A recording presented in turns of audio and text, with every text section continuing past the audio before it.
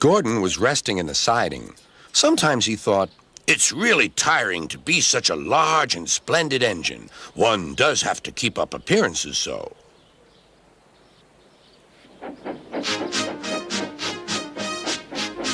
Beep, beep, beep, beep. Hello, lazy bones, whistled Henry. What cheek, spluttered Gordon. That Henry is too big for his wheels. Fancy speaking to me like that. Me, who has never had an accident. Aren't jammed whistles and burnt safety valves accidents? Asked Percy innocently. No, indeed. High spirits. Might happen to any engine. But to come off the rails like Henry did, well, I ask you, is that right? Is it decent? Then it was Henry's turn to take the express. Gordon watched him getting ready.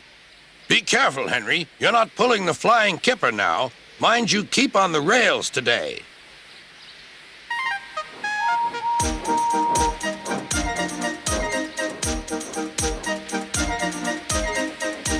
Henry went off in a huff, and Gordon yawned and went to sleep.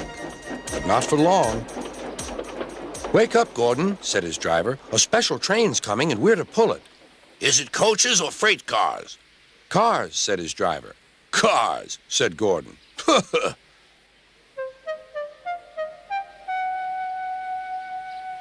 Gordon's fire was slow to start, so Edward had to push Gordon to the turntable to get him facing the right way. I won't go! I won't go! Grumbled Gordon.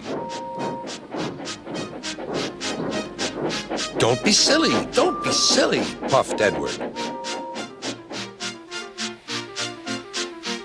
At last, Gordon was on the turntable.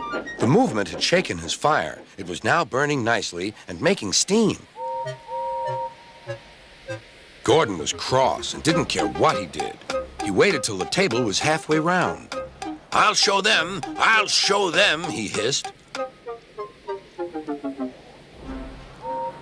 He moved slowly forward to jam the table, but he couldn't stop himself and slithered into a ditch. Whoosh! He hissed. Get me out! Get me out! Not a hope, said his driver and fireman. You're stuck, you silly great engine. Don't you understand that? They telephoned Sir Topham Hatt. So Gordon didn't want to take the special train and ran into a ditch? What's that you say? The special's waiting? Tell Edward to take it, please, and Gordon, leave him where he is. We'll get him out later. On the other side of the ditch, some little boys were chattering. Oh, doesn't he look silly? They'll never get him out. They began to sing.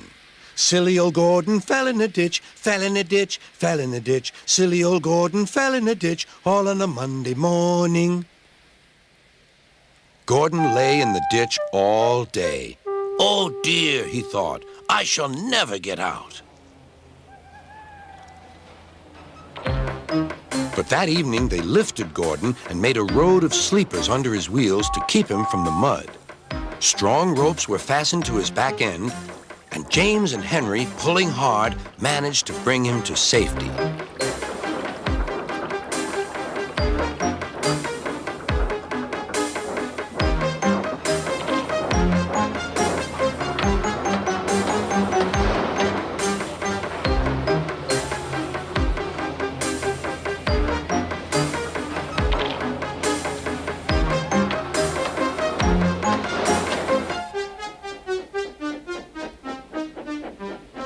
Late that night, Gordon crawled home, a sadder and wiser engine.